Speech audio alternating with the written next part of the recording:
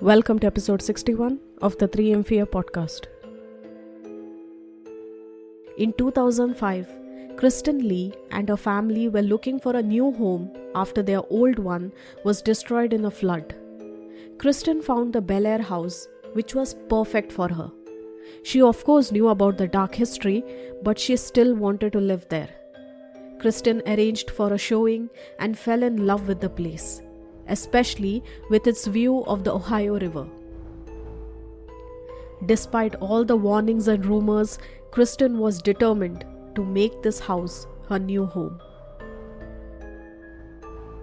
After 2 struggling years, the Lee family could finally settle into their new home and find some peace.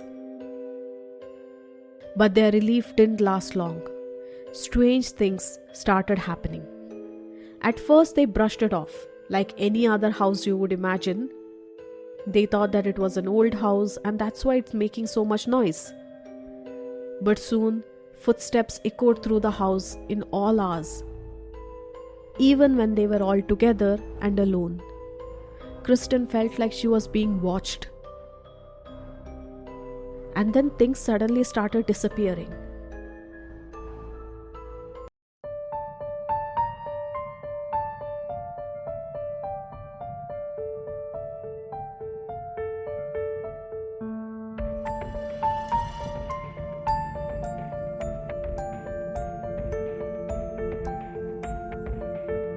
Hello and welcome to the 3am Fear podcast.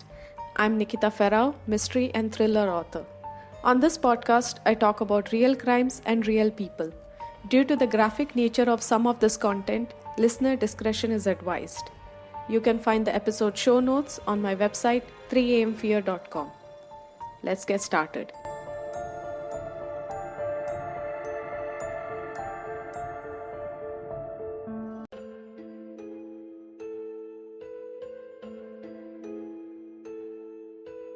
In the quiet streets of a suburban town called Bel Air, there's a house with a dark past. Now, Bel Air is a village in Belmont County, Ohio, in the United States. This area lies along the Ohio River. Built in 1887 by a rich man named Jacob Hetherington, this 2-story Victorian home has become famous for all the wrong reasons. It's said to be haunted by several spirits. But how did this scary story begin? Well, let's start with some history. Bel Air was once known for its glass production in the late 1800s.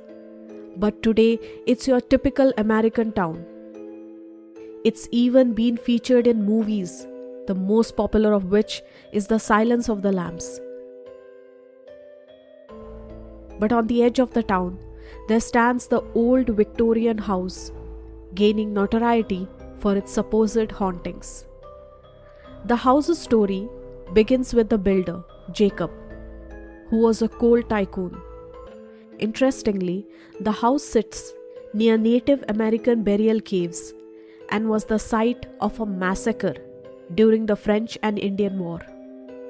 Over the years, many visitors have reported having this feeling like someone was there watching them. Some claim that this is the most haunted place in the United States or maybe even the world. But regardless of all the scary legends, the house remains with its strong history, attracting people even today to come and visit it. Years ago, the Bel Air house was built on top of an active coal mine.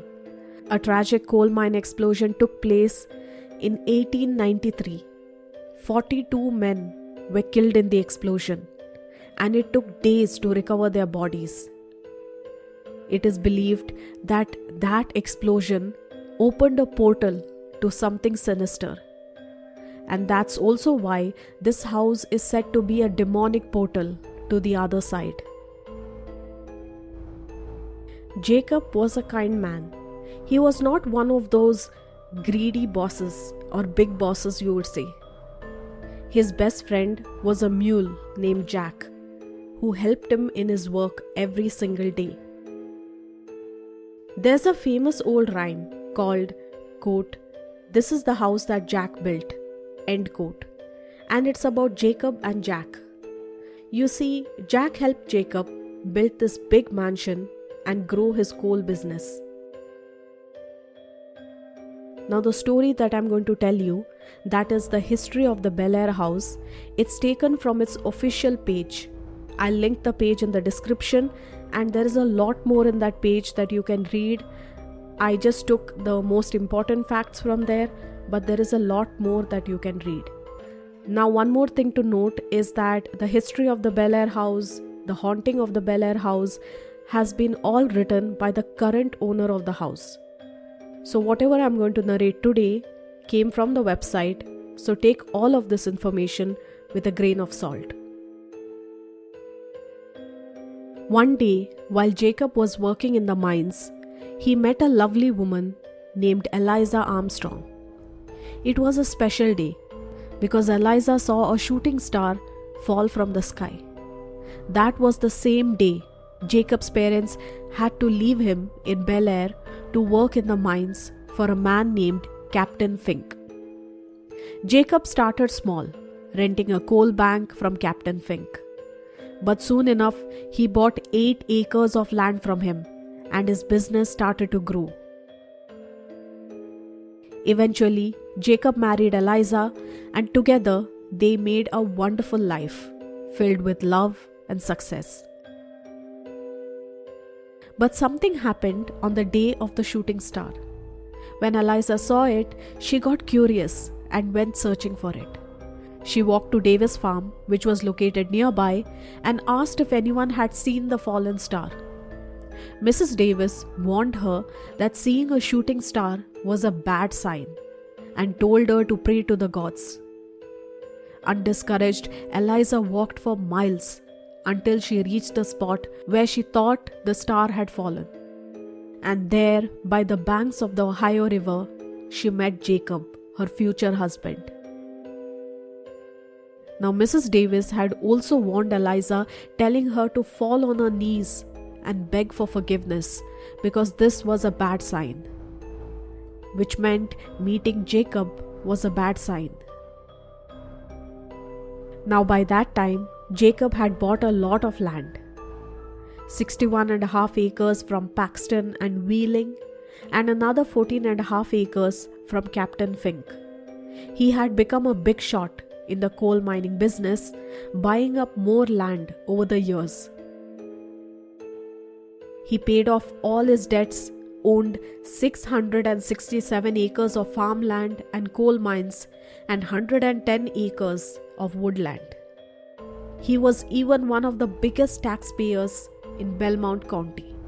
Jacob is also the founder and the first owner of Bel Air House. Now, as I talk about Jacob and his family, please know that different sources have different information. So this information that I'm going to tell you, once again, came from the main website. Jacob's son, Alex, took over the family coal mining business with the help from his daughter, Liddy. But things took a dark turn when Alex began experiencing strange things, hearing and seeing things that weren't there. And he even started having seizures. He started talking about demons trying to harm him. Back then, epilepsy was mostly connected with curses. Anyone who had seizures, people thought that the devil was inside them. And same thing happened with him. People thought that he was cursed because of the coal mine accident. Remember the many people who died in that accident. They thought that maybe because of that, he was now being cursed. Eventually, Alex was declared unfit to run this business, and he was sent to a mental hospital. After his confinement, his sister took charge of the coal company.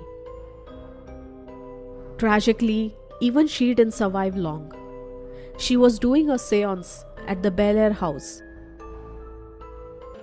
Her brother Edwin, who had served in the military, was devastated by her loss. He moved into the Bel Air house to feel closer to her after she died. he tried to communicate with her. Now he was all into occult and the study of the afterlife, and his fascination made him want to communicate with her. As he tried harder and harder, it is said that actually some people believe that he tried to communicate with his dead sister so much that he somehow managed to open a portal within the house that took him to the afterlife. And it is said that that portal is still open, and that's why it is believed that the house is cursed, because the portal is still open. There is also another story. It is said that Edwin and his sister had many servants, and one of those servants was Mary. It is believed that Mary had a child while she was inside the Bel Air house, and this child was born with some special blood. Tragically, it is said that the child was lured into the attic window and fell to their death. Now let's go to Kristen Lee, the current owner of the Bel Air house. Note that Kristen Lee is not just any owner.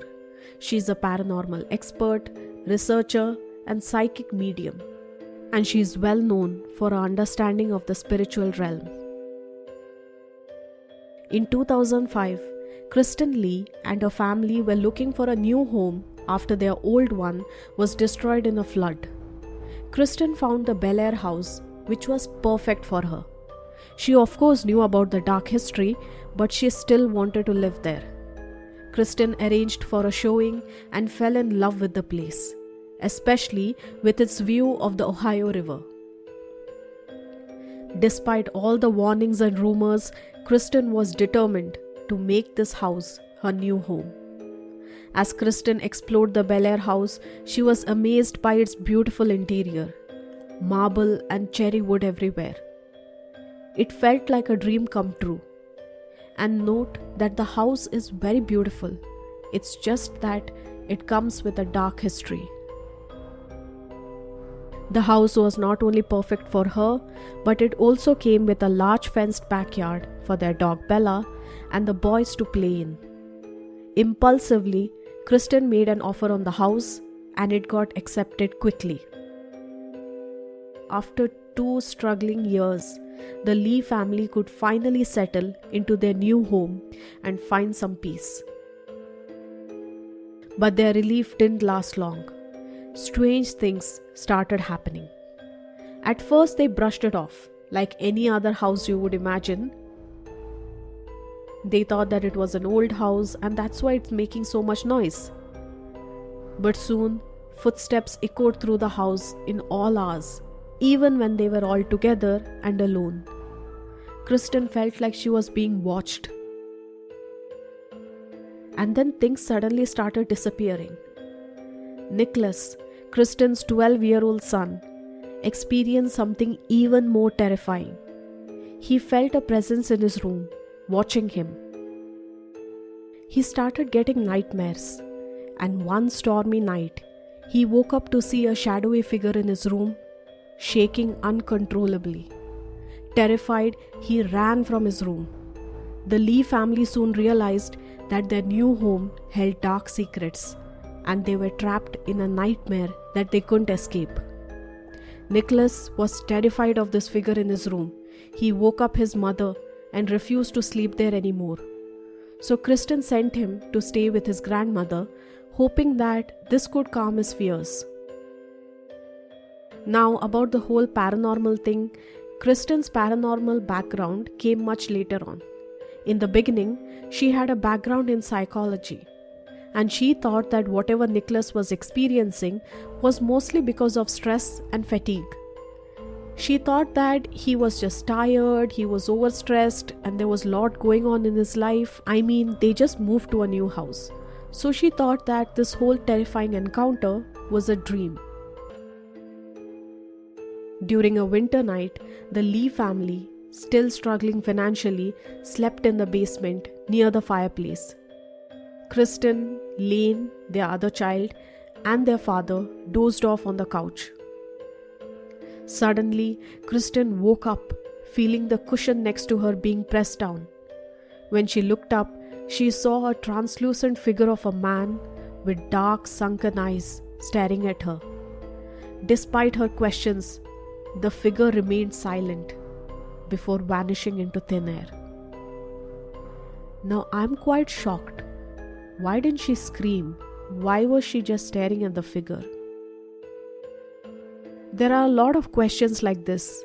Wait till the end of the episode and we'll talk about it. Kristen's first rational explanation was that she was just having a bad dream. This was a new house and she was just imagining stuff. As Kristen tried to comprehend her encounter, Bella, the family dog, started barking and running around the room. Kristen noticed that her breath was in the air, even though it was not that cold. They were right next to the fireplace. Suddenly, she saw this figure materialize again and then disappear into the wall. Feeling frightened and alone, Kristen woke her husband up and told him everything that had happened. But he said that maybe she was just tired. It's nothing. Kristen began to doubt her sanity, wondering if this was stress and nothing else. But after so many things that happened, Kristen was somewhere convinced that her house was haunted.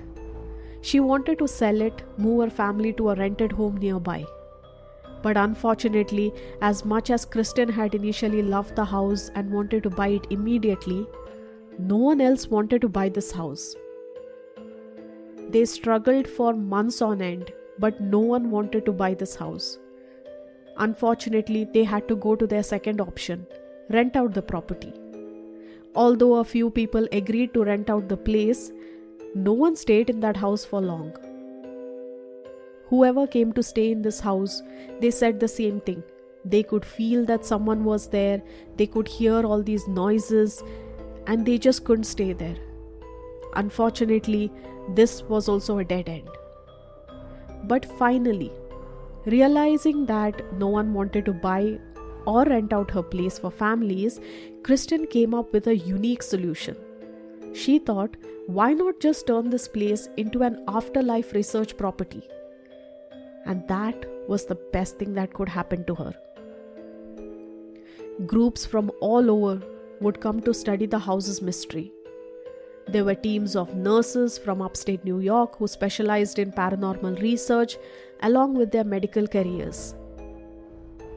Hearing about the Bel Air house, the two nurses were excited to find out whether the house was actually haunted.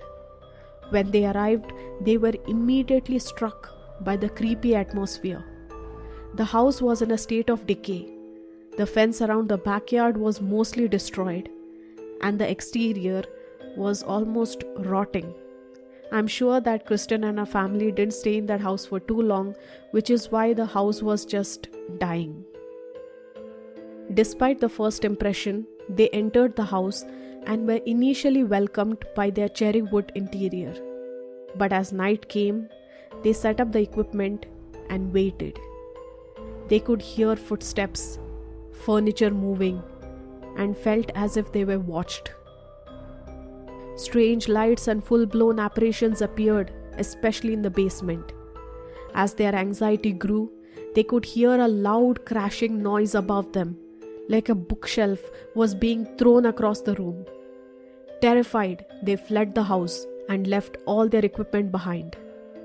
When Kristen heard about what happened, she wasn't surprised. She knew the house was haunted. Over the years, many other teams of investigators would come. Everyone would come, would stay overnight at the house, and people have had different experiences. Some have been scratched, some were pushed downstairs, or even thrown across the room.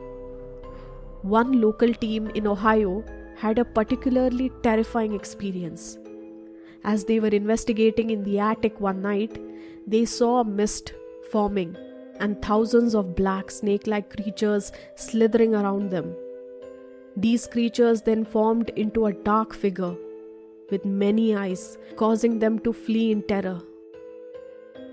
Kristen basically was making a lot of money by renting this place out to people who wanted to experience fear firsthand, or those who wanted to research and find out whether the place was actually haunted. Now, the most terrifying case ever of the Bel Air house was when two paranormal investigators, Nick Groff and Katrina Weidman, who spent 72 hours locked inside the building in Season 2, Episode 7 of the Paranormal Lockdown, experienced terrifying activity. These stories led many people to believe that the house was actually haunted and that somehow there must have been a portal open, and that's what was leading many different types of entities to come. It was not just one haunting or one type of haunting. One entity believed to haunt the house was Emily Davis, a child who drowned in the nearby Ohio River. Her room, where Kristen's son Nicholas once stayed, is the center of paranormal activity, with some believing that Emily is not a child, but the demon.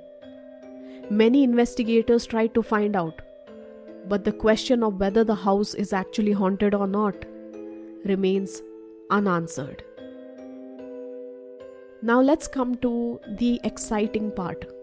Is the house actually haunted or not? To be honest, I myself am not sure. There is not a lot of information out there. I tried to research, but what I got mostly, I have linked all my sources, including 2 other YouTubers who have covered this case. But to be honest, whatever hauntings we know about the Bel Air house came from Kristen. And because Kristen is currently the owner of the house, she is also the person who is making a lot of... I don't want to point this out, but please note that Kristen is currently the owner of the house. She is also someone who is making money out of renting this house to people who want to experience or find out or check out if there are ghosts present there. One of the reasons why people are skeptical about the house's haunting is because Kristen has been a part of a lot of films, independent movies, documentaries. By that, I don't mean that she has acted in them. She has been in some, like BuzzFeed Unsolved, all surrounding the house's haunting. So she basically made a lot of money with this haunted house of hers. Now, once again, I'm not sure if the house is actually haunted, but I'm just telling you, we have to see from both sides. We did that with Ed and Lorraine Warren cases, where we found out that Ed and Lorraine Warren were making a lot of money and were also telling writers to write information which may or may not be right, while the families who were actually suffering were not making anything. You can actually visit the Bel Air house. In TripAdvisor, it is said that you can have a proper visit to a Bel Air house, which could go anywhere between 2 to 3 hours. I will read what's written about the Bel Air house on TripAdvisor. Haunted has a new address. The Bel Air house is definitely one of a kind location. With its curses, violent apparitions, and portals, is Ohio's Bel Air house the most haunted home in the world? Ohio residents live in fear of creepy abandoned building as owner flees after apparition pins her to the floor and throws her dog against the wall. Come investigate it with us. It has 22 reviews, 4.5 stars. I mean, it is doing really well. So great for Kristen. The reviews are all really good. People have said that they have had good experiences. Kristen was an absolute sweetheart. She has shown people the house. She has given them a good tour of the house. She has told them about the history of the house.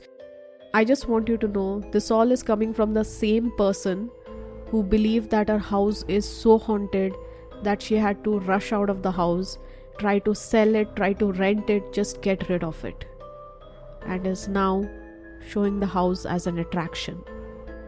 I would like to know from you, do you think the Bel Air house is actually haunted?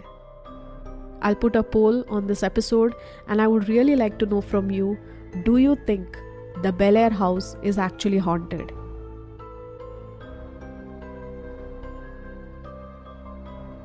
A big thank you to all my fellow listeners who have been listening and supporting this episode.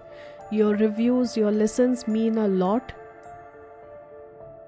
If you love this episode, if you love the stories that I put out, then please do leave a rating on whichever podcasting platform you're listening from. It would really mean the world to me. Other than this, I also have a YouTube and an Instagram page. I'll link it in the description. Do check it out. I have different stories on Instagram, and I'm planning to put out some short horror stories on YouTube. So do subscribe to my YouTube channel and stay tuned. I am also an author, love fiction stories. If you want to check out my free fiction book, I'll link it in the description. I'll also link my other account in the description where I talk about fiction writing, travel, and I also will soon start sharing fiction stories. So stay tuned. So do follow me there. Thank you so much for everything. That's all for this week. Stay kind, stay safe, and see you next week.